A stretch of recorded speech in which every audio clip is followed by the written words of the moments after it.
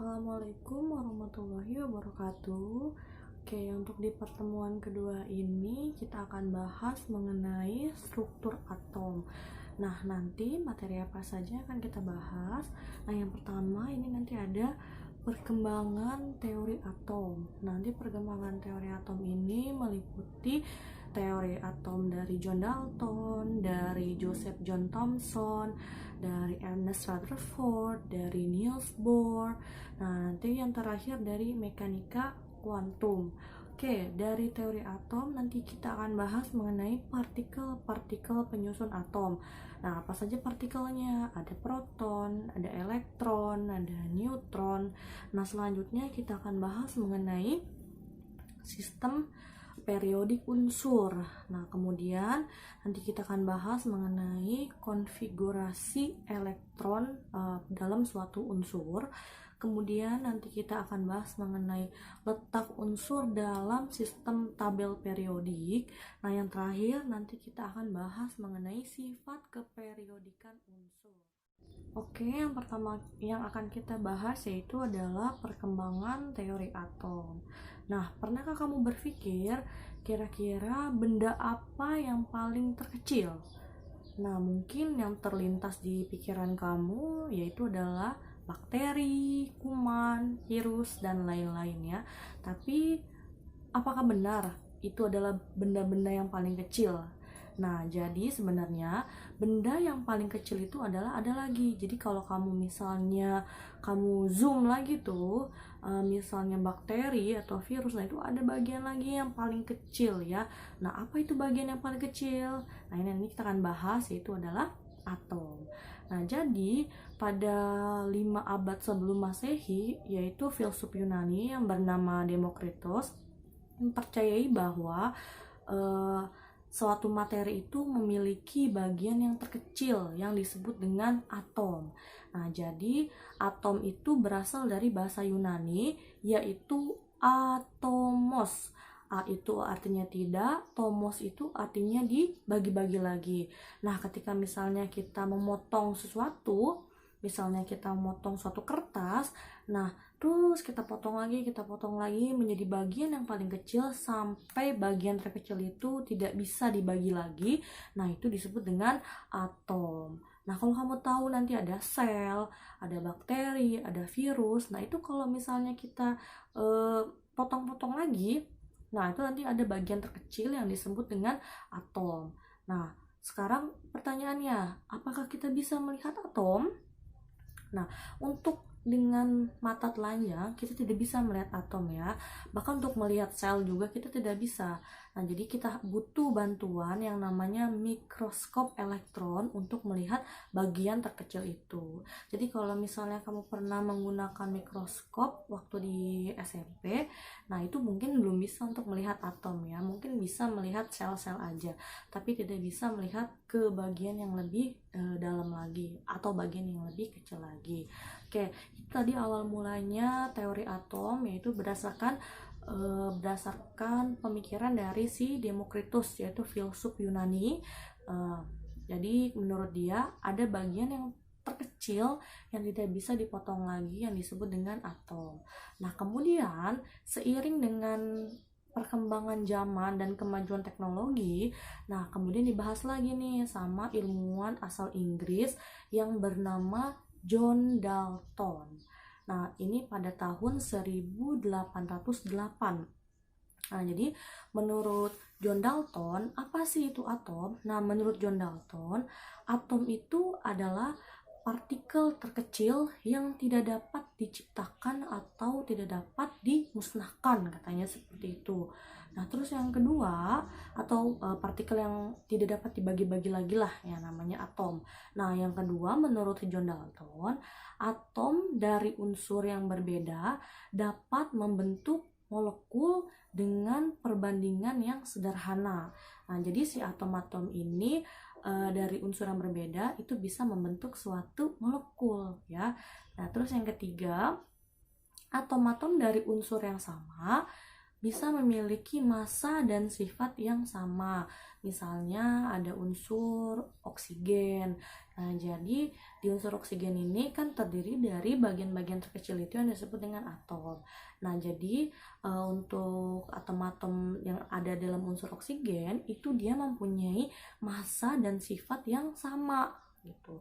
Nah, nanti ada unsur yang lain, ada unsur hidrogen. Nah, dalam unsur hidrogen itu juga sama punya atom-atom di dalamnya. Nah, dia punya sifat-sifat yang sama. Tapi antara unsur oksigen dan hidrogen itu nanti sifatnya pasti bakal beda karena yang satu oksigen, yang satu juga hidrogen. Sama seperti kamu misalnya, kamu sama teman kamu kan itu kan beda orang tua ya. Jadi kalau beda orang tua itu kan pasti sifatnya juga pasti bakal beda ya, bisa berbeda-beda. Oke, terus yang keempat, nah menurut si John Dalton, reaksi kimia merupakan penggabungan dari suatu unsur-unsur. Nah, menurut si John Dalton juga, karena ini teorinya masih sederhana, ya pada tahun 1808 mungkin perkembangan teknologi juga belum begitu pesat seperti sekarang ini. Nah, menurut penggambaran si John Dalton, atom itu berbentuk seperti bola pejal yang bulat gitu ya. Jadi bentuknya bulat dan pejal. Maksudnya pejal itu apa? Jadi dia bentuknya bulat sempurna dan ada isinya di dalam gitu. Jadi tidak kopong ya, tidak kosong, tapi ada isinya di dalam seperti misalnya bola tolak peluru gitu. Itu kan di dalamnya berat ya, bukan seperti bola pingpong yang di dalamnya kosong gitu. Jadi kalau menurut si John Dalton, atom itu digambarkan seperti bola pejal ya, bola bulat dan pejal. Oke, kemudian teori si John Dalton ini dirasa kurang oleh si Joseph John Thomson ya. Jadi kalau si John Thomson juga kemudian melakukan penelitian lebih lanjut. Nah, dia menemukan hasil yang berbeda dengan si John Dalton tadi. Kalau tadi John Dalton itu pada tahun 1808, nah kalau si Joseph John Thomson ini dia pada tahun 1900-an. Nah, bagaimana menurut si John Thomson? Kata si John Thomson, atom itu sebenarnya bentuknya bukan hanya bulat polos aja ya, tapi dia ada partikel di dalamnya. Jadi bukan cuma bola yang bulat, polos, tapi ada isinya di dalam. Nah, apa itu isinya? Nah, isinya itu adalah elektron ya. Nanti bisa dilihat percobaan si John Thomson. Nah, bagaimana dia bisa menemukan elektron? Ya, oke. Jadi kemudian kalau tadi kata si John Dalton atom itu bentuknya bola bulat, nah kalau kata si Thomson beda lagi. Jadi bolanya ini enggak cuma polos aja, tapi ada isinya di dalam, yaitu adalah elektron. Kalau menurut si Thomson, jadi atom itu digambarkan seperti roti kismis katanya ya, karena mungkin mereka orang barat, jadi taunya roti kismis ya. Kalau nggak tahu roti kismis tuh kayak apa? Nah, atau kamu pernah makan roti burger ya? Nah, di atas burger itu kan ada wijen-wijennya ya. Jadi, nah maksud si Thomson itu wijen-wijennya itu atau kismis-kismisnya itu adalah elektron. Jadi di pinggir-pinggirannya itu, di permukaan yang bulat tadi itu ada elektronnya yang menempel di permukaan atom tadi. Nah, elektron itu partikel yang bermuatan negatif. Nah, sedangkan si atomnya tadi, menurut si Thomson, itu bermuatan positif. Nah, kamu kan sudah belajar tentang listrik. Jadi, kalau ada muatan positif sama muatan negatif ini bertemu, maka dia akan saling tarik-menarik. Nah, jadi maksud si Thomson itu, si muatan negatif tadi itu nempel di permukaan atom yang bermuatan positif. Oke, tadi sudah dua yang dibahas, yaitu tentang teori atom John Dalton dan tentang teori atom Joseph John Thomson. Nah, yang ketiga ini dari si Ernest Rutherford. Nah, si Ernest Rutherford ini dia menyempurnakan teori atom dari si John Dalton dan Joseph John Thomson. Jadi dia punya penelitian tersendiri, dan menurut dia teori atom John Dalton dan Joseph John Thomson ini kurang tepat.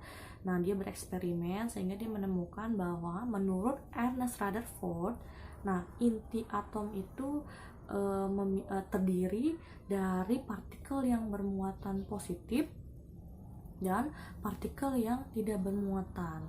Nah, jadi inti atom itu terdiri dari partikel yang bermuatan positif yang disebut dengan proton dan terdiri dari partikel yang tidak bermuatan yang disebut dengan neutron. Nah, kalau tadi kata si Joseph John Thomson kan inti atom itu semuanya bermuatan positif.